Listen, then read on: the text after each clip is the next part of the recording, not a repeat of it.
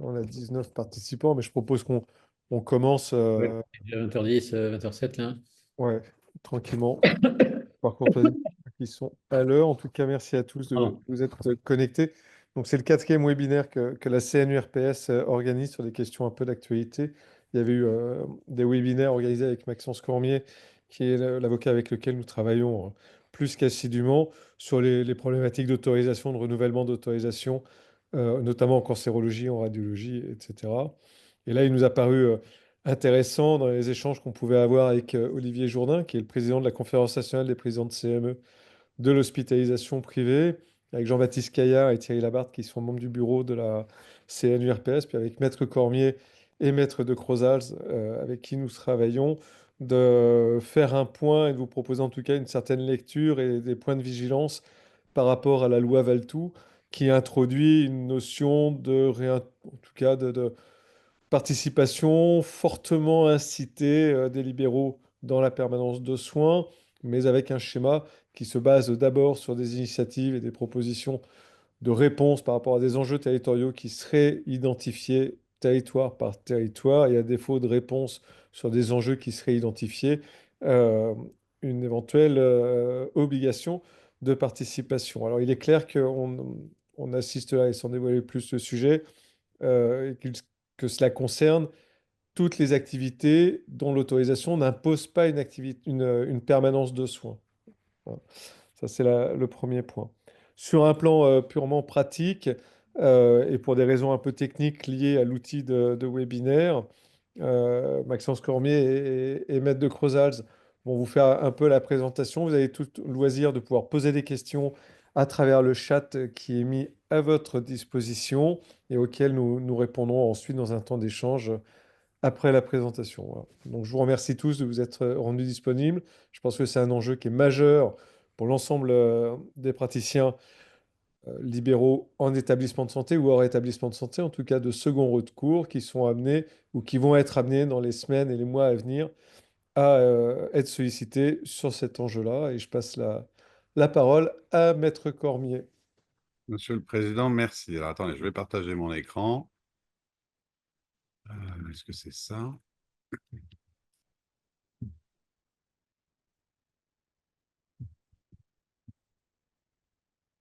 Est-ce que vous voyez? Pour moi, c'est bon? Très bien. Bon, alors, comme vous le savez, c'est un sujet d'actualité puisque ça y est, les ARS commencent à lancer officiellement la concertation sur la révision du volet dit PDSES des établissements de santé publics et privés, avec une logique globalement qu'on retrouve dans à peu près toutes les régions pour les documents qu'on a pu voir en concertation, consistant plutôt à réduire le nombre de lignes de PDSES. Et je rappelle que ce dispositif ne joue, comme l'a rappelé le président Blondet, que pour les activités de soins pour lesquelles ni les conditions d'implantation, ni les conditions techniques de fonctionnement n'ont fixé une obligation de permanence des soins. Et on sait que dans les deux grosses disciplines qui aujourd'hui font l'objet d'une surveillance, enfin d'une vigilance particulière de la part des ARS, il y a la médecine et puis la psychiatrie.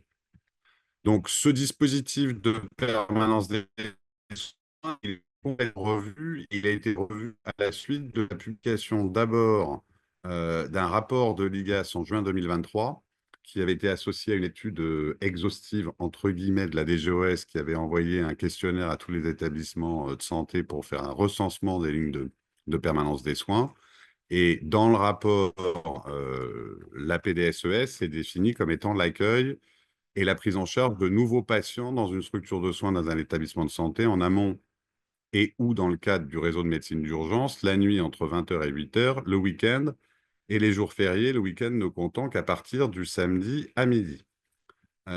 Et sachant qu'aujourd'hui, l'essentiel des disciplines qui disposent d'une obligation de permanence des soins sont des disciplines, euh, enfin l'immense majorité, pardon, des disciplines qui disposent d'une obligation d'assurer la permanence des soins dans les décrets sont des disciplines qui relèvent du MCO.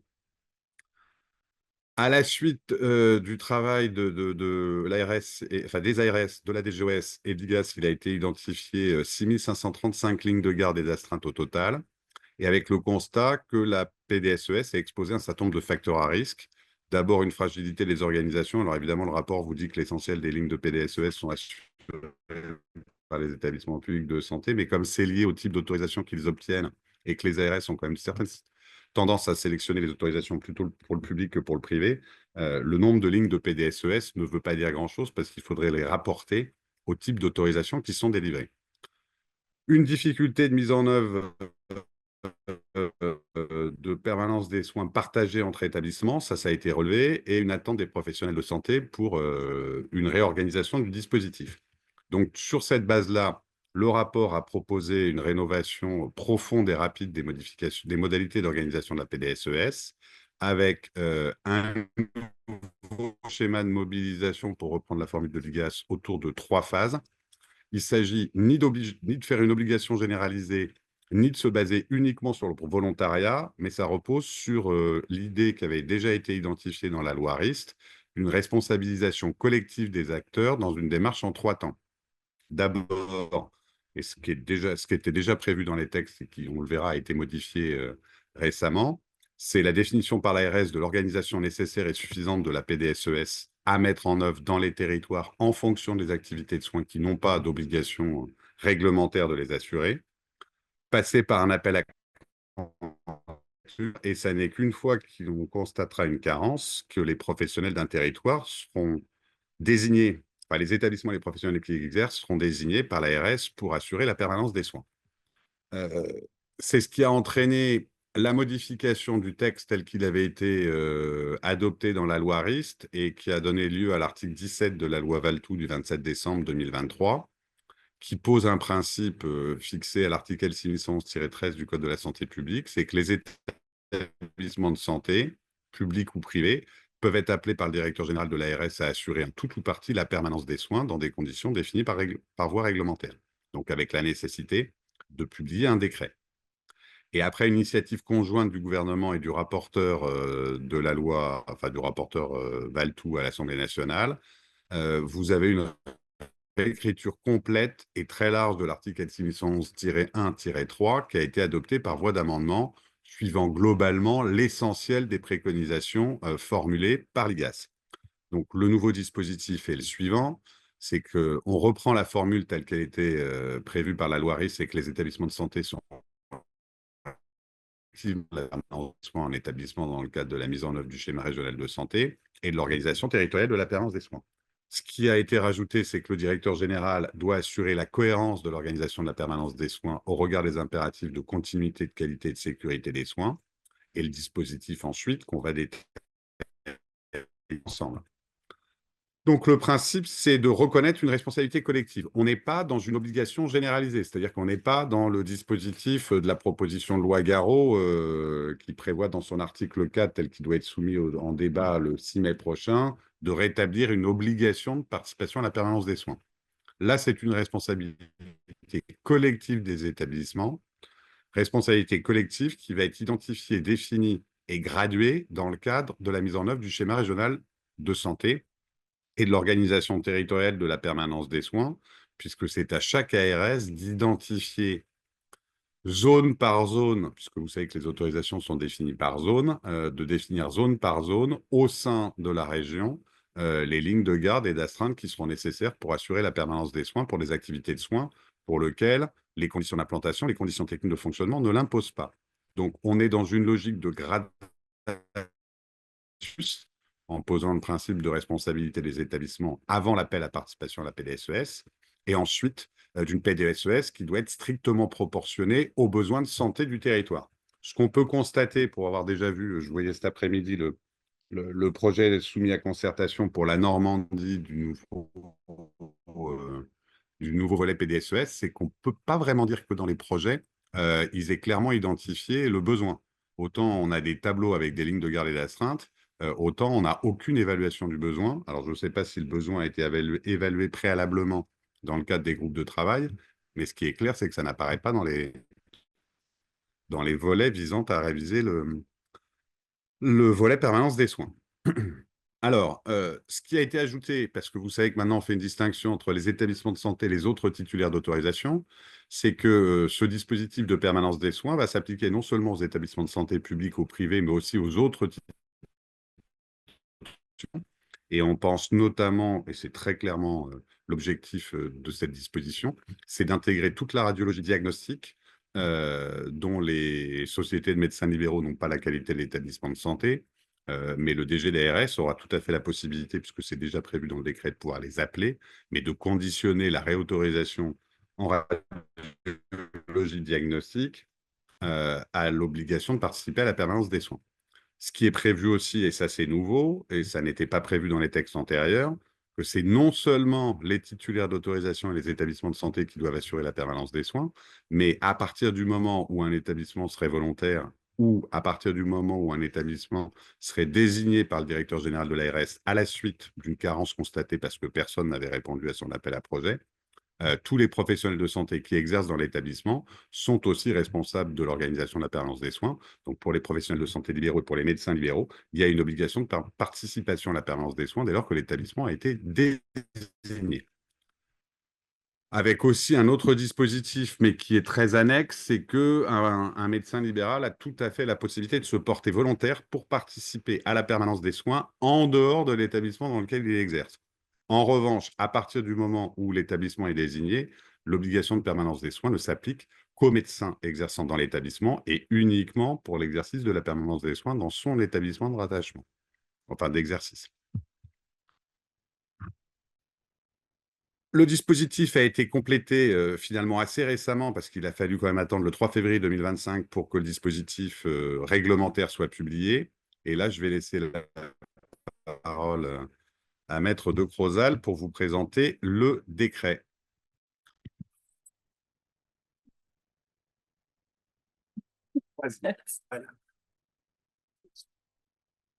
Merci beaucoup.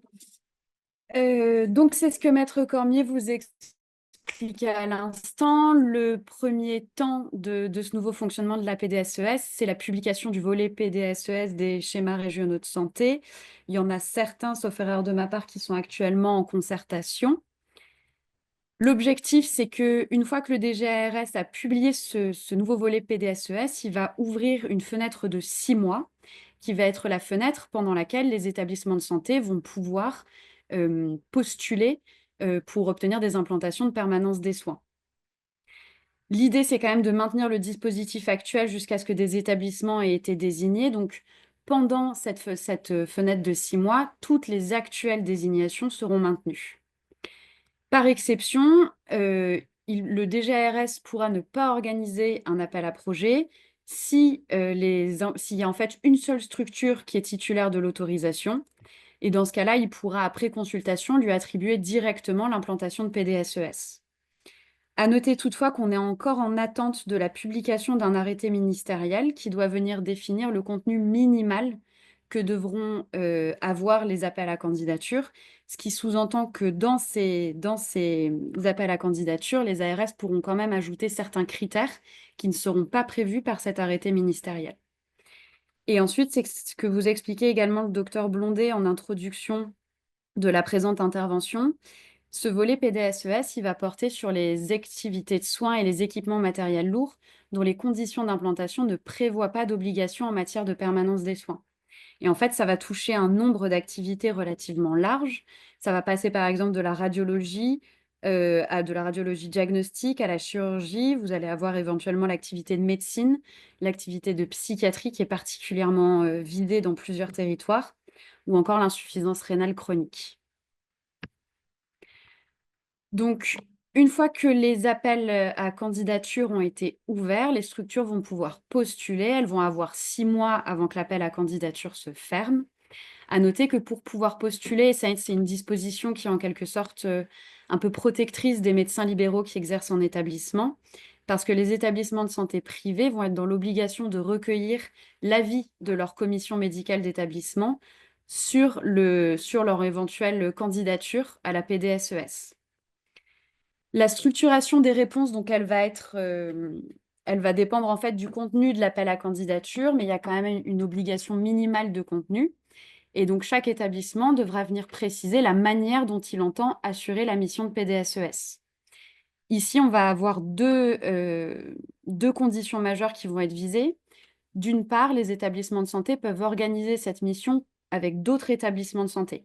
Donc, vous pouvez prévoir, par exemple, d'organiser avec l'établissement X la permanence des soins. Et dans ce cas, il faudra préciser dans votre réponse à l'appel à candidature les modalités d'alternance entre vous et l'autre établissement.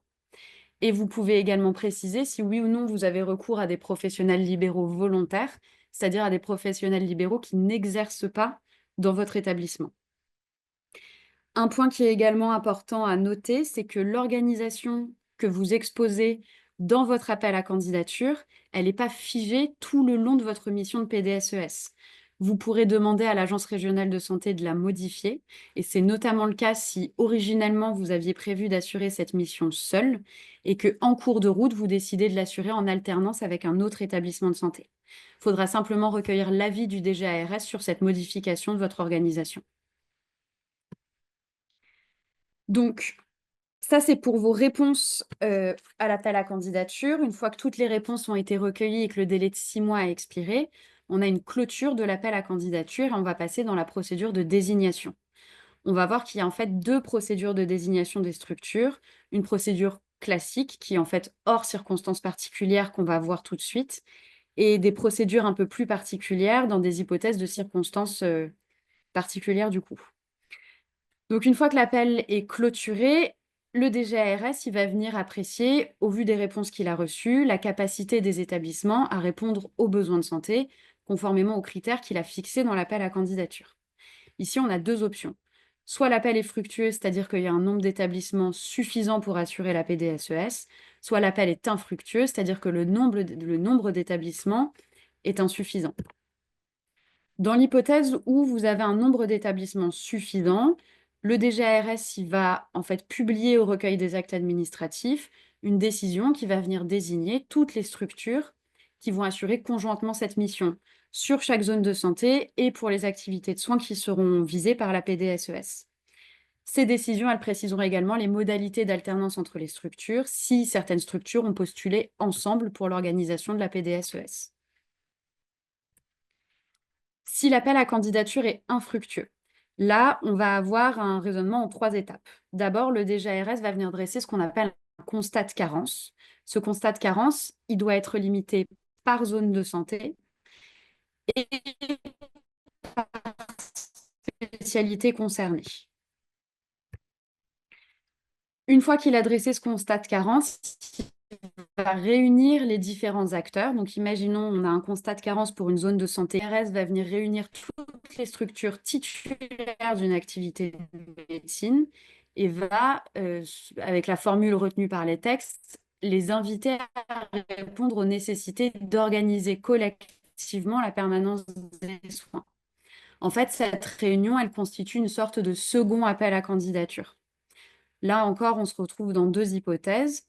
Soit la réunion, elle permet effectivement de pourvoir aux implantations de PDSES, et dans ce cas, ce sera la même chose que ce qu'on a dit précédemment, l'établissement en charge de la PDSES et qui sera publié au recueil des actes administratifs. Soit la réunion ne permet pas de pourvoir à l'ensemble des besoins, et dans ce cas, on passe au dernier cas de figure. Le DGARS va avoir droit de désigner d'office les établissements qui assureront cette mission. Et non seulement il va pouvoir les désigner d'office, mais il va également pouvoir déterminer lui-même la manière dont la mission sera exercée entre les établissements.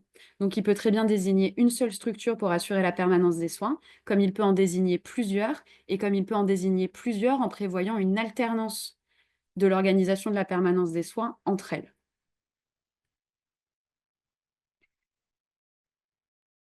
Ensuite, on passera sur les désignations particulières. On va avoir 4 hypothèses. La première, c'est la plus récente. C'est celle qui va arriver à l'occasion de la première révision. Ce qui est précisé par les textes, c'est qu'en fait, le DGARS procède à un appel à candidature en vue de réattribuer l'ensemble des implantations de PDSES. Donc, ça va être un peu le même principe que ce qu'on a vu avec que ce qui se passe avec la réforme des autorisations, c'est que les dés vont être rejetés. Et donc, tous les candidats pourront postuler à égalité pour une implantation de PDSES. Et ensuite, on va avoir 3 conditions particulières. La première, c'est lorsqu'il constate une évolution des besoins de santé. Là, on repart un peu sur la procédure qu'on vient de décrire. Il va d'abord devoir modifier son volet PD candidature avec le délai de 6 mois et toute la procédure qu'on vient de voir. La deuxième circonstance particulière, c'est lorsque le DGARS va estimer nécessaire de pourvoir sans délai à la mission de permanence des soins.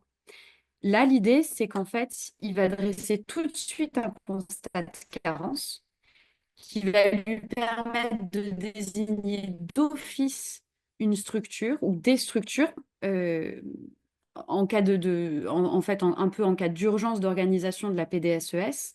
Elle est supposée être temporaire. C'est-à-dire qu'il va désigner d'office un établissement, mais qu'il doit organiser en parallèle un appel à candidature pour recueillir les établissements volontaires pour assurer la PDSES. Et en revanche, si cet appel à candidature se révèle infructueux, la désignation qu'il avait fait dans l'hypothèse d'urgence, elle va devenir permanente. Et sur la dernière condition particulière, c'est lorsque le DGARS va venir constater que les établissements qui ont été désignés pour assurer la PDSES ne sont en réalité pas en mesure de l'assurer pleinement ou jusqu'à son terme. Et dans ce cas-là, il va devoir relancer une procédure d'appel à candidature qu'on a vue précédemment. Et le cas échéant, si on a une réelle difficulté dans l'organisation de la PDSES, il pourra également faire une désignation d'office, enfin d'urgence, qu'on a vue juste avant. Et enfin, sur la question du financement de cette permanence des soins, le décret apporte quand même un changement textuel assez majeur, en pratique qui ne l'est pas tellement. Avant, les textes d'intervention régionale, maintenant, il est bien précisé que la PDSES peut seulement et pas doit être prise en charge financièrement par le FIR. Et il est également précisé que la nature des charges couvertes par les fonds, et donc en fait le financement que les établissements vont recevoir, va pouvoir être distingué selon les catégories de structures pour tenir compte des spécificités de l'organisation de la mission en leur sein. Et les conditions d'indemnisation des médecins participant à la permanence des soins, lorsqu'ils interviennent à titre libéral, devront également être fixées par arrêté des ministres de la Santé. Est-ce que vous avez des questions, des interrogations, des remarques?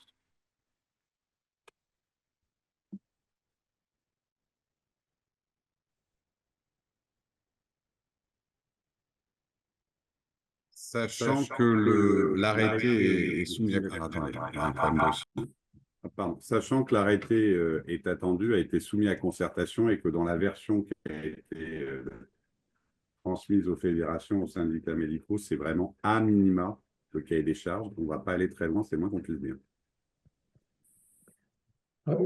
Une question, maître, parce que je ne connais pas les derniers arrêtés. Est-ce que initialement l'enveloppe FIR qui finançait la PDSES était une enveloppe fermée? Est-ce que les nouvelles modalités permettent une ouverture de cette enveloppe ou pas? Non. Non. Parce que c'est un point important, parce que alors, je ne sais pas si dans les tarifs, est-ce que il doit y avoir une modification des tarifs unitaires des lignes, et notamment avec les nouvelles définitions 20h minuit et nuit profonde, avec des tarifs qui, à ma connaissance en tout cas, n'étaient pas encore publiés, mais peut-être le sont-ils, ça m'a échappé. Non, toujours pas. Parce que ça conditionne effectivement le nombre de lignes potentiellement ouvertes par les ARS. Et si on prend en compte l'idée que l'enveloppe est fermée et que le tarif unitaire des lignes va augmenter, ça limite considérablement quand même les capacités d'ouverture de nouvelles lignes, si ce n'est une obligation d'en réduire le nombre, non? Attendez, je coupe le son.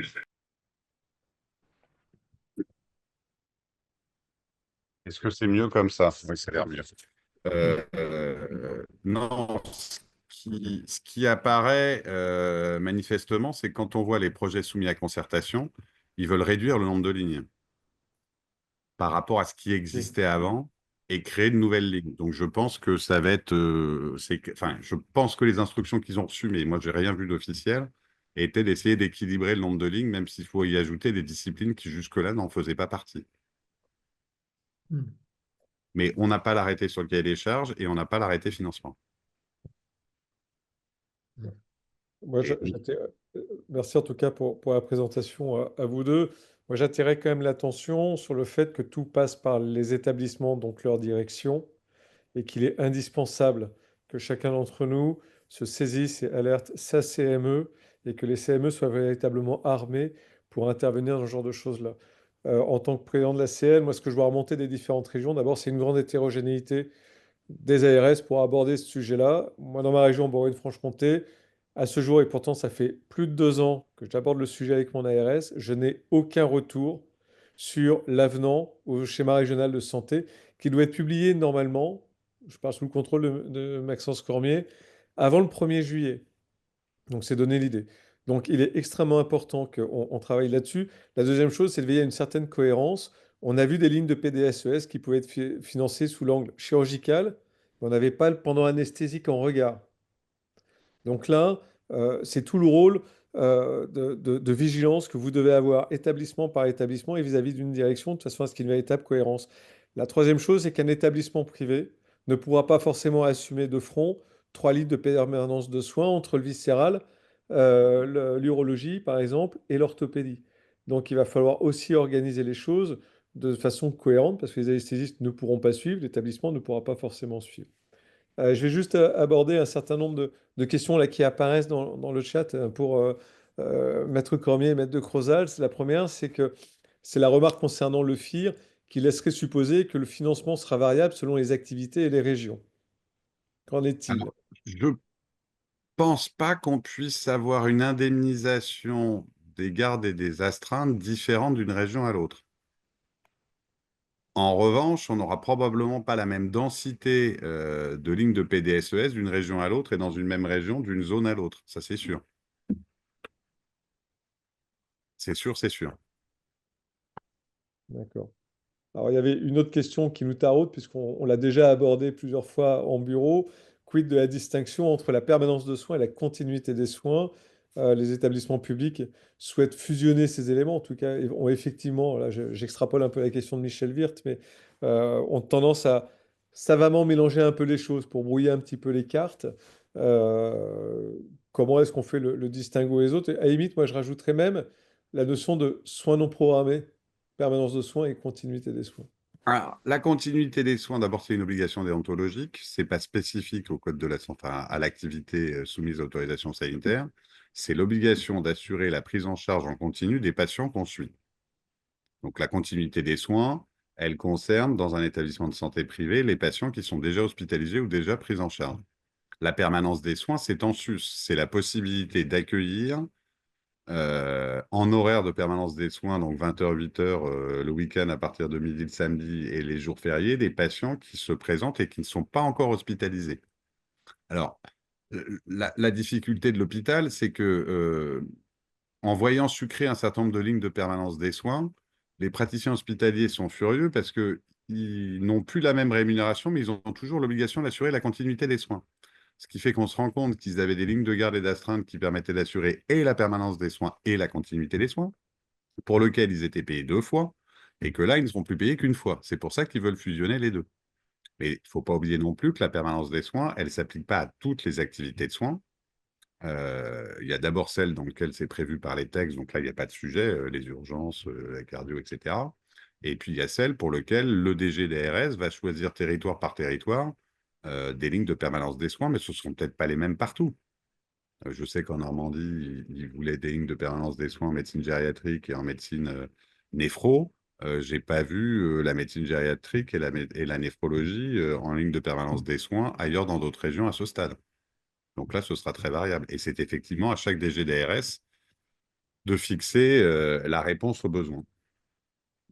Donc, et c'est ce qui fait écho à la revendication exprimée hier ou aujourd'hui, je ne sais plus, du SNFA Énergie, donc nos collègues PH, notamment d'anesthésie et autres spécialités, du doublement des primes d'astreinte.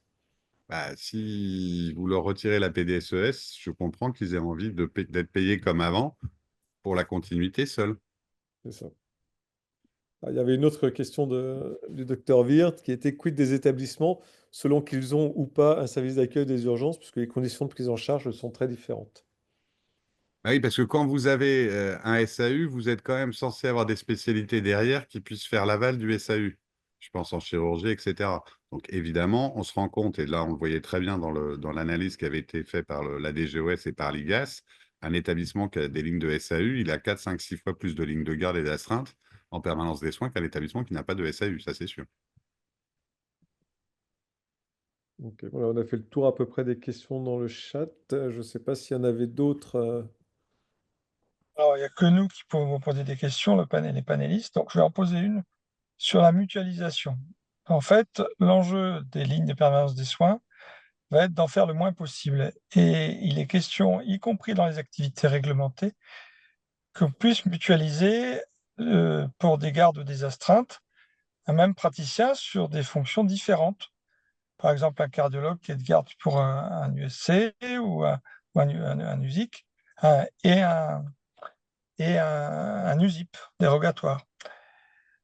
Quelles sont les conditions qui vont permettre de s'assurer, quand on veut nous faire mutualiser des lignes, que les compétences requises peuvent le permettre? Bah, ça va dépendre des textes qui définissent les obligations en termes de permanence des soins. Parce que quand vous avez les obligations de permanence des soins, en général, on vous cite le type de compétences, de spécialités dont doit disposer le médecin. Si en revanche, il n'y a rien, c'est à l'appréciation du directeur d'établissement et de la CME. Mais dans les lignes qu'on a sur le schéma qui est déjà publié dans notre région, on a une vingtaine de lignes où il y a marqué mutualisation. Mhm. Et on a bien compris que c'est des mutualisations pour les activités réglementées, essentiellement, et en particulier mutualiser des astreintes qui correspondraient ou des gardes et faire un échange entre gardes et astreintes entre différentes spécialités. Parce que ça peut être aussi conçu, ça peut être aussi conçu comme une mutualisation entre deux établissements. C'est-à-dire de faire, entre guillemets, une garde alternée. La semaine paire, Ouais. c'est l'établissement X, et la semaine impaire, c'est l'établissement Y. Oui, mais c'est écrit dans le schéma, alors que les discussions n'ont pas forcément eu lieu entre les établissements, à l'intérieur des établissements. Pour ça, c'est les questions qui sont posées, quelles vont être l'obligation. En fait, nous, on a l'impression, comme on le disait au départ, qu'on est soumis au choix des établissements sans avoir forcément la possibilité de donner nos conditions pour y arriver, quoi. Alors, Bah, si votre établissement est désigné pour l'être par l'ARS unilatéralement, ça, de toute façon, votre établissement comme vous n'avez pas le choix, vous devez le faire. Après, c'est plus la question de savoir comment la direction de l'établissement va réagir à un appel à candidature de l'ARS et savoir si on associe ou pas la CME et la spécialité médicale concernée. Moi, ça me paraît très difficile pour une direction d'établissement de répondre à un appel à projet sans y avoir associé les médecins concernés. Pourtant, c'est écrit dans les textes qu'il faut qu'il y ait un avis de la CME. Oui, oui, c'est pour ça. Oui, mais enfin, ce n'est pas un avis conforme, hein. Il faut recueillir l'avis. Mais d'où moi, je vois l'importance. raisonnablement pas une direction d'établissement s'amuser à répondre contre l'avis de sa CME. D'où l'importance, à mon avis, que les CME se saisissent du sujet, prennent contact avec leur direction en disant on répondra à l'appel à projet ensemble. Et à la limite, c'est plus au CME de rédiger la réponse à l'appel à projet à faire valider par la direction que l'inverse. D'accord. Il y avait une autre question du docteur Envir qui était, existe-t-il des critères concernant les effectifs nécessaires et suffisants pour assurer une ligne d'astreinte ou de garde? Et quid de l'apport des internes et des docteurs juniors? Alors, l'interne, il peut participer à la garde, mais il faut qu'il y ait un médecin senior et les médecins juniors aussi, mais il faut un médecin senior. Ils ne peuvent pas assurer seuls la garde. Alors, ça arrive à l'hôpital, mais en clinique, non. Est-ce qu'il y a une notion d'effectif nécessaire et suffisant? J'imagine que c'est à la fois au niveau du nombre de médecins pour assurer la ligne, mais également peut-être au niveau du personnel paramédical au sein de l'établissement pour la spécialité concernée. Il n'y a pas de ratio prévu dans les textes pour définir la couverture médicale ou soignante dans le cadre d'une ligne de PDSES. Il y avait une autre question cette fois qui concerne plus la radiologie qui est posée par le docteur Aramontuko. Salut Philippe. Qui était les sociétés d'imagerie peuvent-elles répondre à l'appel? Oui, en tant que titulaire d'autorisation, au même titre qu'un établissement de santé, ils peuvent tout à fait. Sachant que si vous prenez certaines décisions de réautorisation, d'autorisation en radiologie diagnostique, je ne veux pas dire de bêtises, mais je crois que c'est notamment le cas en Nouvelle-Aquitaine, toutes les décisions de radiologie diagnostique prévoient qu'ils peuvent être appelés à participer à la permanence des soins. Donc, c'est visé. Donc, oui, un établissement peut répondre volontairement, un cabinet de radiologie, pardonnez-moi, peut répondre volontairement à un appel à projet. Et oui, un DGDRS, en l'absence de réponse suffisante à ces appels à projet, pourrait décider de désigner unilatéralement un centre de radiologie pour assurer la permanence des soins. Sachant, mais on ne l'a pas détaillé, que je vous rappelle qu'une fois que vous êtes désigné, qu'un établissement ou un cabinet de radiologie est désigné unilatéralement par le DGDRS pour assurer la permanence des soins, son autorisation est modifiée et le maintien de son autorisation est conditionné, en vertu de l'article L6127 du Code de la santé publique, à la réalisation effective de la permanence des soins. Sous-entendu, vous êtes désigné pour assurer la permanence des soins, vous ne le faites pas, ça peut être un motif de retrait de votre autorisation. Ouais. Alors, j'irai plus loin avec une remarque plus qu'une question apparemment du docteur Cardiles, mais qui est repris ensuite par un de ses confrères, qui n'y a donc en anesthésie, qui n'a aucune obligation d'aller faire des gardes ailleurs, mais qui a une possibilité de mutualisation par alternance. Même question ensuite posée pour l'anesthésiste en unité de soins intensifs, maternité de moins de 2000 naissances et bloc opératoire. Et je le pousserai plus loin, d'être quand même vigilant, parce qu'à partir du moment où il y a une nécessité de répondre à un besoin de permanence de soins, mais qu'un seul établissement n'a pas les moyens, j'ai quand même cru comprendre qu'il y avait une forte incitation, voire une désignation des praticiens à participer à la permanence de soins sur le territoire donné, ce qui peut ensuite aller jusqu'à inciter des praticiens à exercer cette permanence de soins dans l'établissement qui aura été désigné comme support de cette activité. En l'état actuel des textes, il n'y a pas de base légale pour forcer un praticien à aller exercer la permanence des soins quand il n'est pas volontaire sur un autre établissement. D'accord. Même s'il y avait carence constatée sur un besoin Même, territorial. D'accord. non. Non, non, parce que la scène s'est suffisamment, entre guillemets, battue au moment de la rédaction du décret, souvenez-vous, Oui, pour que oui. ce soit très clair. C'est la permanence des soins, elle peut être rendue obligatoire par le DGDRS, mais la contrepartie, c'est que ça n'est que dans l'établissement. D'accord. En l'état actuel des textes et sous réserve d'un amendement qu'on appelle Garot qui n'est pas totalement exclu, on ne peut pas imposer à un praticien libéral d'aller exercer la permanence des soins sur un autre site, s'il n'est pas volontaire. D'accord. Ensuite, toujours le docteur Cardiès faisait remarquer que la CME n'exprimait qu'un avis consultatif dans le privé. D'accord. Mais une permanence de soins ne peut pas être assurée sur les praticiens qui portent la Ouais, compétence. moi, Donc, c'est- là, très clairement, je ah, pense qu'il va falloir quand même être un peu plus vindicatif au sein des établissements pour faire reconnaître véritablement que cet enjeu-là, il doit être porté par les praticiens, par leur CME, parce que ça impacte aussi l'activité des autres spécialités.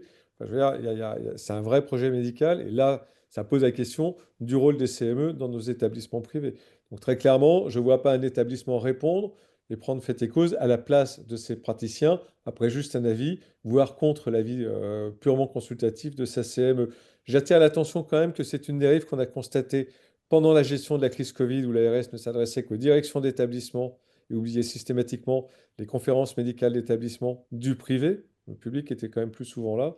Donc je pense que là, véritablement, il faut qu'on soit particulièrement solide. Enfin, je ne sais pas ce qu'en pense Olivier, mais très clairement, nous, c'est ce qu'on défend au niveau des URPS. Oui, alors bien sûr, hein, je suis tout à fait d'accord avec toi, bien sûr, Eric, hein. C'est une bataille que je mène depuis des années et depuis peu à l'échelon national, mais ça, de toute façon, hein, les administrations publiques ont toujours voulu voir qu'une seule tête et la tête qu'ils veulent voir, c'est le directeur d'établissement. Le public a commencé une mutation de médicalisation de sa gouvernance, puisque ça s'appelle comme ça, même si ce terme ne me convient pas complètement, mais enfin bon, ils ont commencé ça, et de plus en plus, en tout cas dans la région où je travaille, les établissements maintenant publics viennent à un bon nombre de réunions avec le président de CME, ce qui n'est pas le cas des privés, hein. Alors c'est vrai que je plaide coupable, même si c'est pas tout à fait personnel, mais il y a eu un peu une vacance quand même de la conférence nationale de CME, on ne peut pas le nier.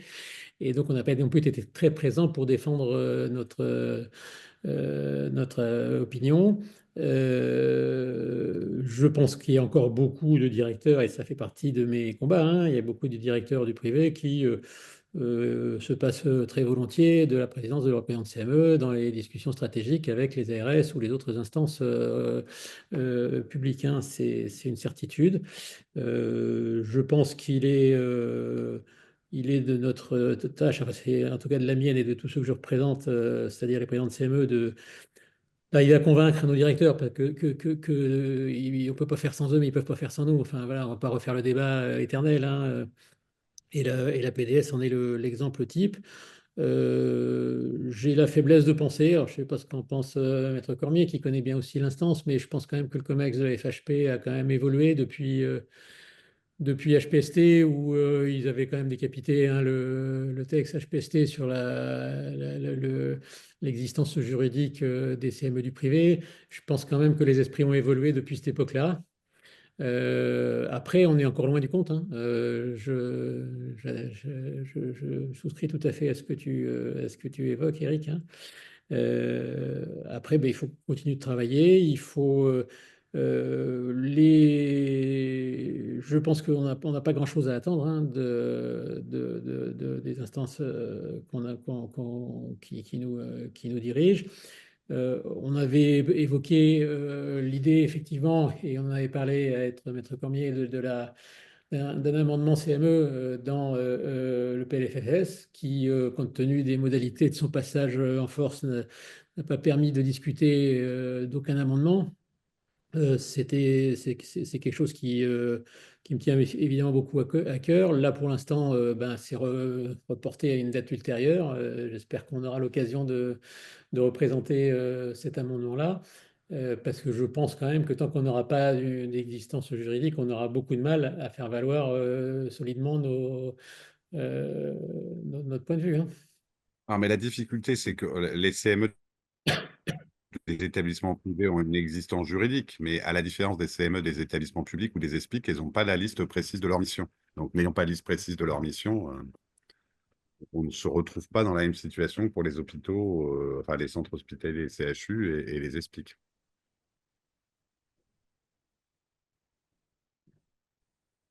Tout à fait. Est-ce qu'il y avait d'autres questions? Aussi, Ouais. hein, pardon. Donc, je disais, ce qui pourrait être intéressant, c'est qu'on fasse une appréciation comparée des volets PDSES en fonction des régions. Parce que si c'est comme pour la délivrance des autorisations dans les différents schémas, je pense qu'on va se retrouver avec la même situation sur les lignes de PDSES. Alors, il y avait une nouvelle question. S'il y a participation à la permanence de soins d'établissement de santé en libéral, est-ce que le praticien facture l'acte CCM et la consultation à titre libéral, sans complément d'honoraires, bien sûr? Oui, la réponse est oui. C'est ce qui d'ailleurs a justifié dans un arrêt du Conseil d'État de novembre 2024 le fait que l'indemnisation des lignes d'astreinte et de garde en PDSES ne soit pas du même montant pour les libéraux et pour les praticiens hospitaliers. Parce que le praticien hospitalier ne facture pas d'actes supplémentaires, alors que le praticien libéral peut être en mesure de facturer des actes si acte il y a. Sachant que comme on est dans une prise en charge dans le cadre de la permanence des soins, c'est nécessairement en tarif opposable. Ok. Y avait-il d'autres questions? En tout cas, on avait plus celle du chat.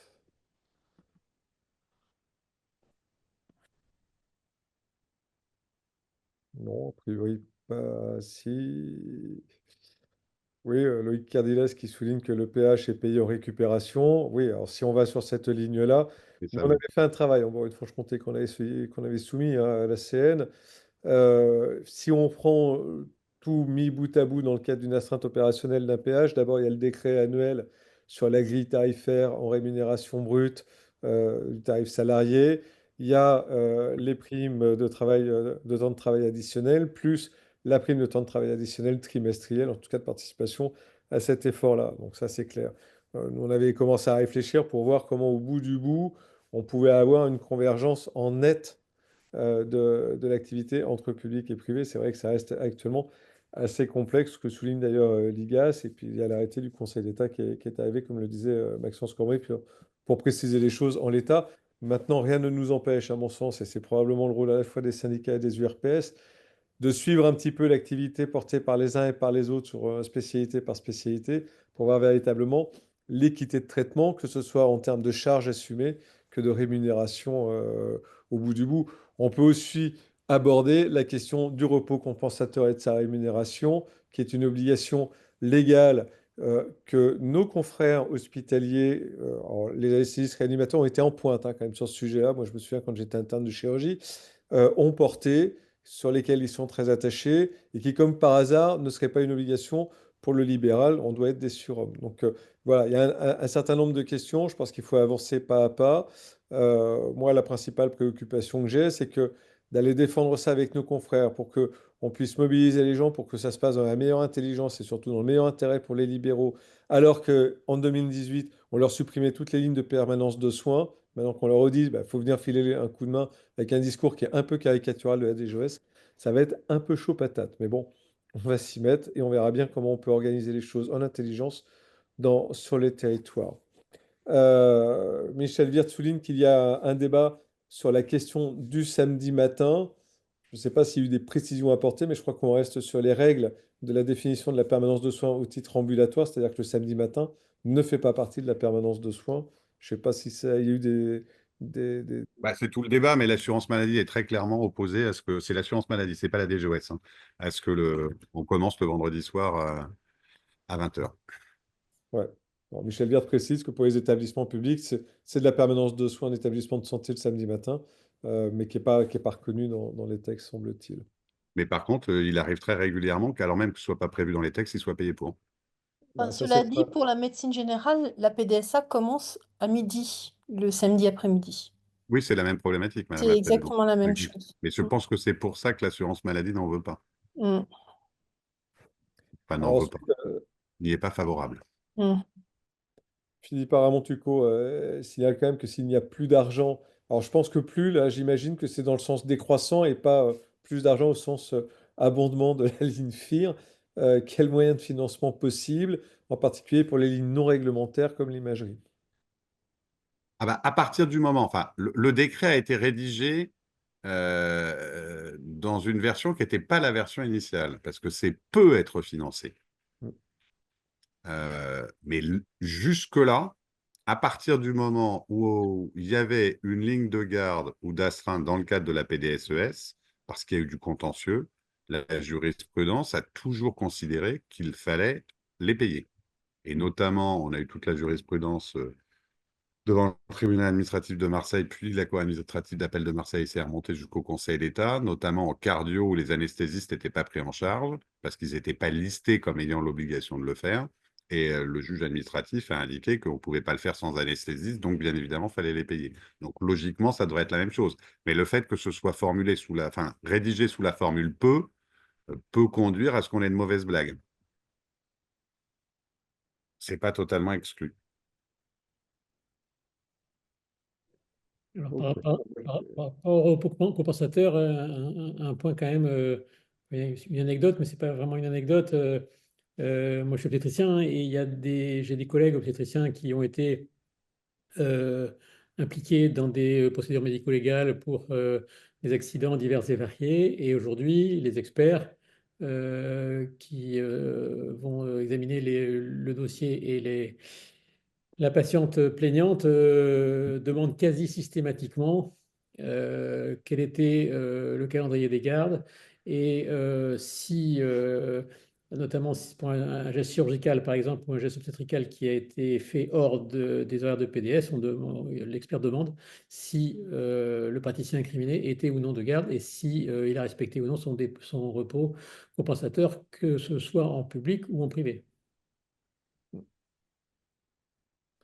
Donc la question se pose, enfin, pour nous, hein, en obstétrique en tout cas, le Saint-Goff c'est un peu emparé de ça, mais les sociétés savantes aussi, le CNGOF, hein, l'idée est de mettre sur la table le débat sur le repos compensateur, tout statut confondu, hein.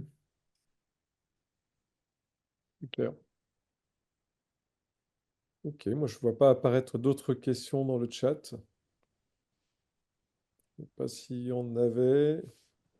Je ne sais pas s'il y a Philippe Pradel qui intervient pour dire bonjour. Est-il possible pour l'ARS d'obliger un établissement et les professionnels libéraux qui exercent à participer à la permanence de soins d'établissements de santé sans que le FIR ne dispose de fonds pour les rémunérer, les payer? C'est toute la question auquel on essayait de répondre avant avec la formule peu. Je ne vois pas une ARS jouer à ça, parce que je pense que là, elle se mettrait en situation à risque, mais ce n'est pas totalement exclu, puisqu'il n'y a pas dans le décret d'obligation de payer.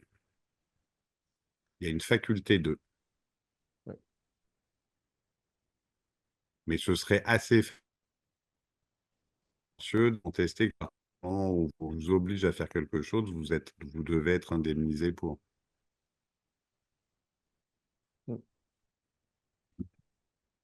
Ensuite, on a une autre question sur Bordeaux. Il y a un double discours du CHU qui veut récupérer toutes les lignes financières de permanence de soins d'établissements de santé, mais qui dit aussi que les péages sont fatigués et que le privé doit participer à la permanence de soins d'établissements de santé, mais plus de lignes financières. Oui, alors c'est pas qu'à Bordeaux, hein.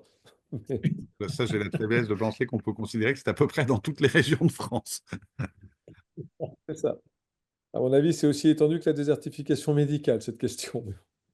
Non, alors après, c'est un historique, hein, parce que je connais bien l'historique de Bordeaux.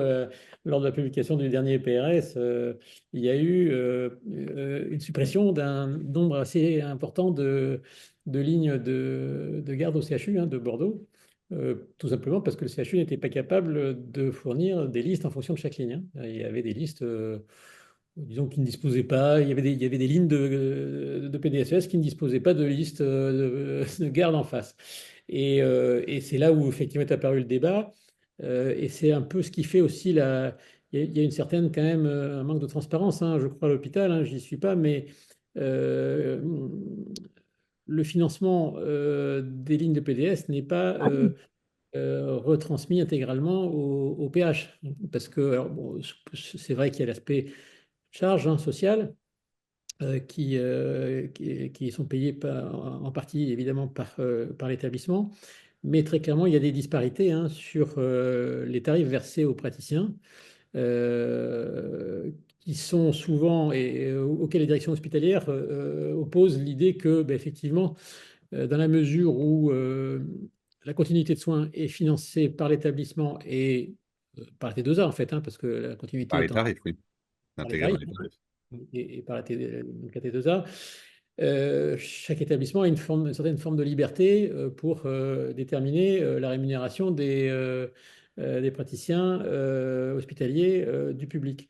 Ce qui fait qu'effectivement, il y avait eu un débat à l'époque, je m'en souviens, quand les praticiens hospitaliers ont compris finalement quel était le tarif d'une ligne de PDSES financée par l'ARS et quel était le tarif que touchait effectivement et les variations qu'il pouvait y avoir d'un établissement à l'autre, voire d'une ligne à l'autre à l'intérieur du même établissement, ça avait créé des problèmes. Alors, je vais être honnête, je pense que c'est pas tout à fait notre sujet parce que, après tout, voilà, ils se débrouillent un petit peu entre leurs lignes de garde à l'hôpital, mais c'est vrai que ça avait soulevé pas mal de débats. Il y a une réaction de Michel Wirth, hein, qui dit que c'était la question sur les effectifs nécessaires quand il y a 12 PH titulaires, plus les juniors, plus les internes, etc. Il n'y a peut-être pas nécessité d'imposer une participation des libéraux. On a le même problématique au CHU de Nancy. Et une autre question qui me paraît également pertinente, c'est est-ce qu'il y a des réquisitions possibles en cas de carence?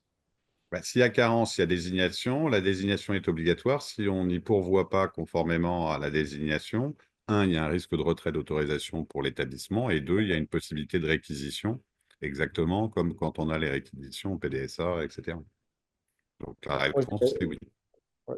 Je dirais même plus loin, c'est que si un praticien libéral, on va dire, on va prendre un viscéral par exemple, qui fait de la bariatrique, refuse de participer à la permanence de soins sur son territoire alors qu'il y a véritablement nécessité, est-ce qu'il peut se voir menacé quant au maintien de l'autorisation de la chirurgie bariatrique ou de la chirurgie oncologique?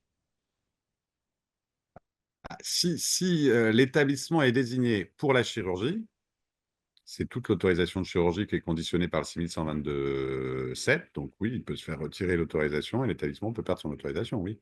D'accord.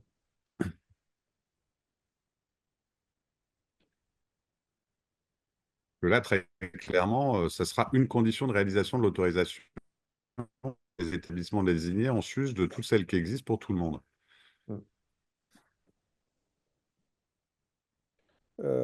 Ensuite, il y a une autre réaction. Vous avez évoqué des activités que l'on ne pourrait pas cumuler dans un même établissement. Pouvez-vous nous préciser lesquelles? Alors, je Alors pense là, que je c'est vois. évoquer le fait qu'on ne pouvait pas mener plusieurs lignes de permanence de soins dans plusieurs spécialités sur un même établissement privé. Je pense que c'est par rapport à ça. Il y a pas, c'est pas, l'idée, c'est pas quel type de spécialité on peut pas cumuler. C'est surtout qu'il faut que la permanence de soins soit à la hauteur aussi des capacités de l'établissement, notamment de l'entonnoir que constitue l'équipe d'anesthésie. Parce qu'on va pas demander à nos anesthésistes d'être de garde H24, tantôt pour les uros, tantôt pour les viscéraux, tantôt pour les orthopédistes, tantôt pour les neurochiens, etc., quoi. Donc je pense que c'est plus par rapport à ça. Je sais pas si je réponds à la question, mais j'avais l'impression que c'était peut-être ça. J'ai la faiblesse de penser qu'il y a quand même un risque assez faible d'avoir des établissements de santé privés surchargés de PSES. Je peux me tromper, mais je pense que ce sera plutôt une orientation dans la mesure du possible à l'hôpital public. La seule chose, c'est ce que disait le président Caillard, c'est effectivement les possibilités de mutualisation dans des territoires où ni l'hôpital ni la clinique n'ont les effectifs suffisants pour une permanence des soins chacun. Je pense que c'est plutôt ça.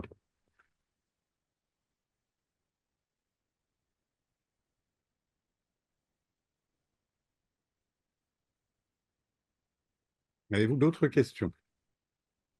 J'en vois pas apparaître d'autres sur le chat pour le moment.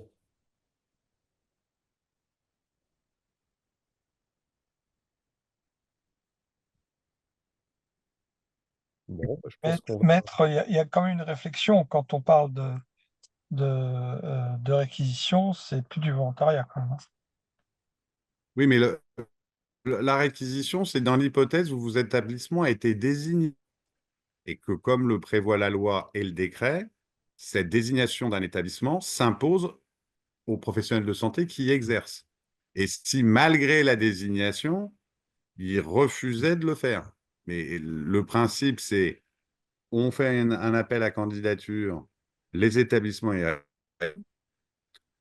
en fonction des réponses, l'ARS désigne s'il y en a trop, bah, va choisir parmi ceux qui lui paraissent le plus à même. S'il n'y en a pas assez, il fait le constat de carence. Il rappelle à tout le monde de se remettre autour d'une table et ça n'est que en troisième étape qu'il désignera un établissement, public ou privé. Et là, effectivement, la loi est claire.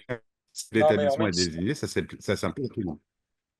Alors, il y a vous une... voyez, dans les conditions, pour les praticiens médicaux plus que chirurgicaux, il y a des conditions d'exercice actuellement qui sont de plus en plus tendues dans certains territoires. Et vouloir imposer par le biais d'un établissement des permanences de soins que personne ne veut va poser problème pour l'attractivité, on est très clair. Oui, Donc, mais là, par contre, j'entends l'approche sociologique, mais l'approche juridique, c'est que c'est prévu par les textes. Alors, non, mais ça fait un peu le pendant d'une question qui est posée par le docteur Pommier, en tout cas sa remarque est judicieuse, c'est quel est le nombre minimum de praticiens libéraux par spécialité, par exemple en chirurgie pour assurer la PDSES. Moi, je vais lui répondre très clairement avec mon expérience personnelle. En tant que neurochirurgien, j'ai un jeune associé depuis novembre, on assure une réponse H24 sans aucune autorisation ni demande par rapport à l'ARS, mais en tout cas, on est une spécialité qui est quand même nettement moins sollicitée qu'un urologue ou qu'un chirurgien viscéral. Donc je pense qu'il faut apprécier le nombre de praticiens pour alimenter une permanence de soins en fonction de l'activité connue ou attendue en période de garde ou de permanence de soins. C'est pareil pour la gynéco, etc. Je ne sais pas s'il y a d'autres éléments. Il y avait une étude qui avait été faite par l'IGAS qui considérait que pour assurer la permanence des soins et les soins dans la journée, donc en gros pour fonctionner 24-24, 7-7, 360 jours, 365, il fallait 3,8 équivalents temps plein Hmm. de médecins. Mais toutes spécialités confondues. Ah non, dans une spécialité. Et, il donnait l'exemple des anesthésistes. Pour Oui, faire tourner un bloc 24-24, il fallait 3,8 équivalents temps plein. on anesthésie. Ouais. Et il fallait 5,7, je crois, ou 5,8 infirmières de bloc. D'accord. Ok, bon, je ne vois pas apparaître d'autres questions. Je ne sais pas si Thierry, Sylvie, ah ben Jean-Baptiste a déconnecté. Olivier? Non, mais écoute, on a fait, je crois, le tour. On va voir un petit peu, hein. Nous, on attend. Pour l'instant, on n'a pas encore eu le cahier des charges, là. On n'a pas eu les appels de l'ARS, là. Donc, la publication n'a pas encore eu lieu. Donc, on attend. D'accord, donc il n'y a pas encore eu de concertation sur Nouvelle-Aquitaine. Il y a eu une concertation sur le réglementé, mais ce n'est pas une vraie concertation parce que le réglementé, c'est déjà été écrit d'avance. La seule incertitude sur le réglementé, c'est le tarif des lignes de garde, ça, parce que c'est un point qui est important parce que ça conditionne aussi le volume de financement disponible pour le non réglementé, hein. Donc, ça, on attend ça, mais pour l'instant, il n'y a pas de texte national. Donc, de toute façon, on l'aura pas. En tout cas, pas tant que les textes nationaux ne sont pas publiés. Et du coup, ben, ils nous ont pas fait de concertation sur le non réglementé. Ils ont commencé à émettre des souhaits, mais sans qu'il y ait une véritable concertation, avec finalement des demandes qui sont assez proches, hein, de l'existant, hein. Il y a pas un énorme écart entre les éléments qui circulent qui ne sont pas officiels, hein, et l'existant. Donc nous, on ne s'entend pas. Enfin, ce serait une surprise en tout cas pour nous en Aquitaine d'avoir un très gros écart avec un grand nombre de lignes supplémentaires, avec une demande de nombreuses lignes supplémentaires en privé, hein. C'est pas ce qu'on attend. Alors après, il peut y avoir des surprises, hein, mais en tout cas, les informations qu'on a ne sont pas dans ce sens-là pour l'instant. Alors, le docteur Cardilet se pose la question des URPS sont-elles ou pas présentes dans la boucle? Oui, elles sont présentes dans la boucle, en théorie. Le problème est, et le sentiment qu'on a quand même globalement, c'est que tout se prépare en amont dans un entre-soi FHF-ARS et qu'on va venir nous imposer sous la forme d'une concertation, c'est-à-dire très descendante, avec un espace où on va pouvoir s'exprimer, où on aura un compte-rendu qui est déjà rédigé avant la réunion, et pour nous dire, voilà, vous avez tous concerté et validé cette proposition-là. Donc, en tout cas, c'est la crainte. Dans certaines régions, ça risque de se passer comme ça. Dans d'autres, ce sera peut-être un peu plus ouvert. Il semblerait qu'en Normandie, il y a un véritable dialogue qui se soit instauré. Ce n'est pas du tout le cas pour le moment, pour une Franche-Comté, par exemple. Je ne sais pas ce qu'il en est pour la Bretagne, Nouvelle-Aquitaine, Olivier vient de répondre, mais pour Bretagne, Thierry et Aura pour Sylvie, je ne sais pas exactement où ça en est.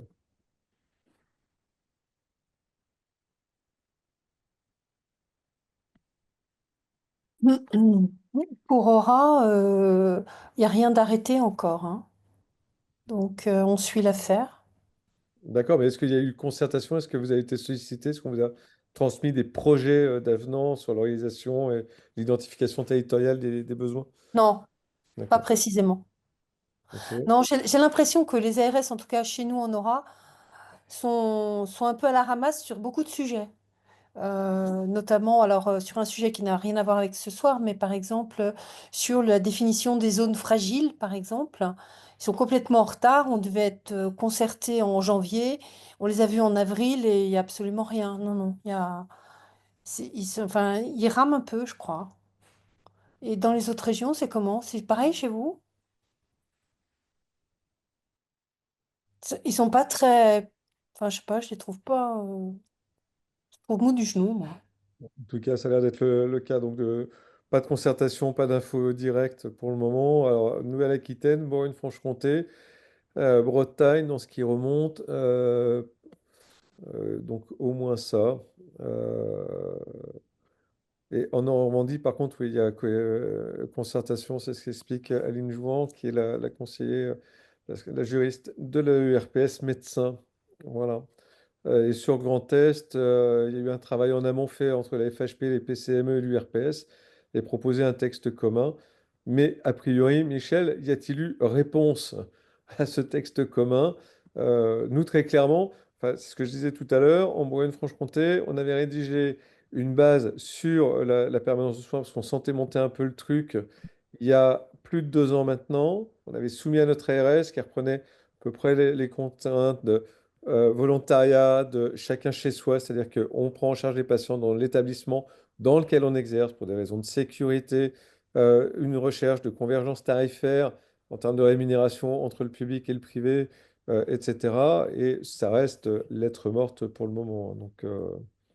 Donc voilà, je pense qu'on a beau travailler en amont, ça reste quand même un pilotage très hospitalo-centré public. Il y a le docteur Aramontuco qui fait remonter qu'en imagerie en Nouvelle-Aquitaine, l'objectif est la coordination territoriale pour mutualiser les astreintes. Alors là, sur l'imagerie, moi, je peux lui répondre que sur le sud Bourgogne, en tout cas, l'hôpital, avec la clinique en face, pour les astreintes et pour la permanence de soins, ça passe surtout par Imadis de la part des hospitaliers qui n'ont pas trop envie de faire travailler les libéraux d'en face, ce qui pose là un problème de reconnaissance et d'attractivité territoriale. Moi, en tout cas, c'est un sujet que je leur aborde assez souvent en leur disant, mais l'intérêt, c'est peut-être quand même de se mutualiser, de travailler ensemble et d'arrêter ces cloisonnements qui sont parfois contre-productifs. Bah, souvent. Voilà. Pour les dernières remontées dans le chat. Je ne sais pas si vous aviez d'autres remarques ou commentaires à faire. On rappelle que le webinaire a été enregistré et que du coup, on va voir les modalités pour le retransmettre aux nombreuses personnes qui avaient demandé à l'avoir et qui ne pouvaient se connecter ce soir. Donc, on va répondre aussi à l'ensemble des collègues via sûrement les unions pour transmettre un lien. Alors, bah, ça, on a dit qu'on verrait au bureau la semaine prochaine. Tiens. Oui. Il me reste pas, s'il n'y a pas de remontée, à vous remercier tous, et particulièrement Maître Cormier et Maître de Crozage, comme d'habitude. Le gant a été brillamment relevé, ce qui fait toujours un plaisir Il y a renouvelé. manifestement un peu de problème de son au début. Il y avait un Ouais. problème de connexion au début, j'en suis désolé. Et, mais voilà, mais je pense que c'est important de pouvoir avoir votre expertise et votre œil juridique sur des enjeux qui nous concernent tous, qui vont tous nous impacter avec des pressions plus ou moins marquées, région par région et selon le relationnel qu'on peut avoir. En tout cas, merci à tous. Bonne soirée. En tout cas, n'hésitez pas, vous l'avez compris, à faire remonter vos URPS et difficultés.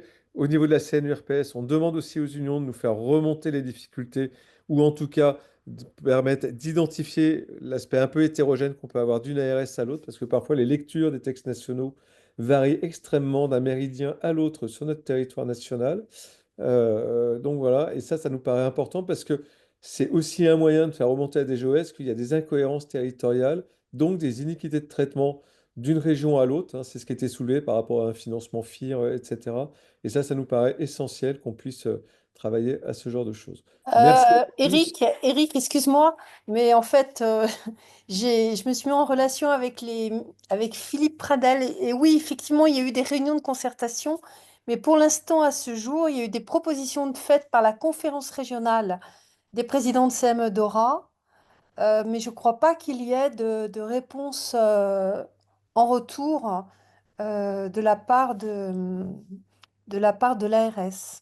Donc, même situation que Grand Est et Bourgogne-Franche-Comté.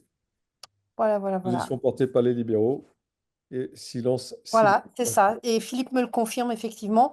J'avais vu passer ces comptes rendus, effectivement. Pardon, Philippe, hein. Mais effectivement, pas de réponse de l'ARS. Voilà. Donc, il n'y a rien de concret pour l'instant. En tout cas, merci à tous et bonne soirée. Et n'hésitez pas à nous solliciter si besoin. Merci Merci beaucoup. beaucoup. Au revoir. Au revoir. Bonne soirée. Moi aussi.